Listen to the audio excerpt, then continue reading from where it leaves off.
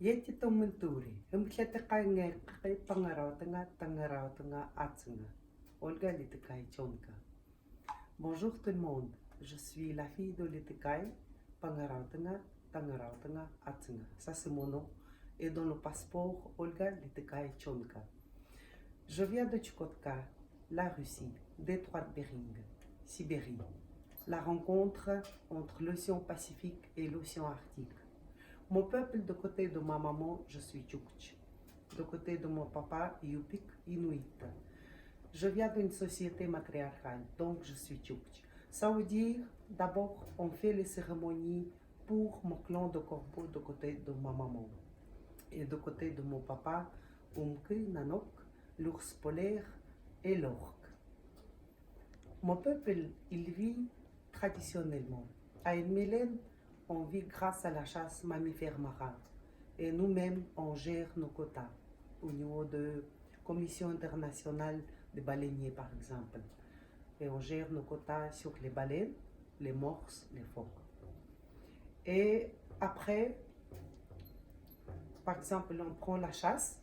Avant d'aller à la chasse, chaque chasseur, il toque à un guide spirituel, on peut dire, ou bien chaman, et il ouvre la porte pour les chasseurs.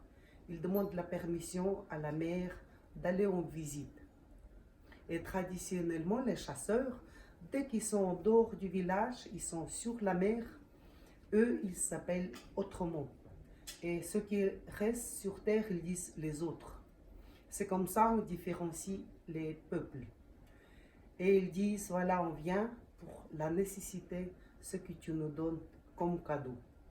Et quand on attrape un gibier, le premier rituel que les femmes ils font, accueillir l'invité. On fait des cérémonies pour accueillir l'animal.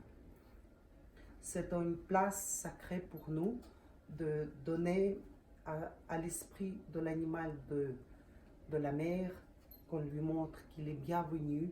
Et le lendemain, le chasseur qui a eu le gibier avec sa mère ou bien le chef du clan femme, ils vont rendre l'âme à la mer. Et aussi, de côté de ma maman, nous sommes les éleveurs de rennes. Nos rennes sont mi-sauvages, mi-domestiques. Le renne, c'est un animal qui est très important pour nous, dans notre société.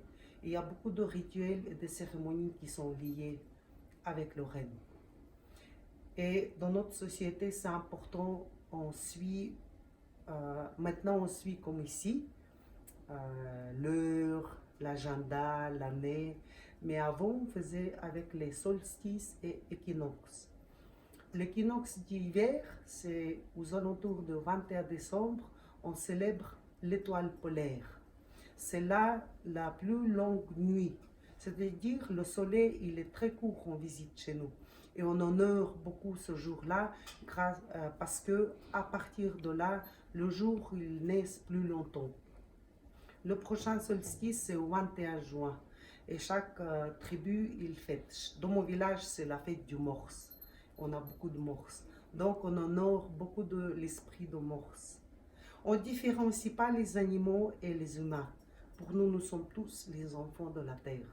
Pour nous, c'est important de transmettre nos traditions. Moi, quand j'étais enfant, j'étais éduquée surtout avec mes grands-parents et les aînés. Grâce à eux et merci beaucoup. Là, avant de cette interview, on a chanté avec Bruno. C'était pour honorer nos ancêtres parce qu'ils nous ont transmis ce savoir. On transmis ce savoir à vous. Et je sais que les futures générations, ils vont transmettre la même chose. À bientôt.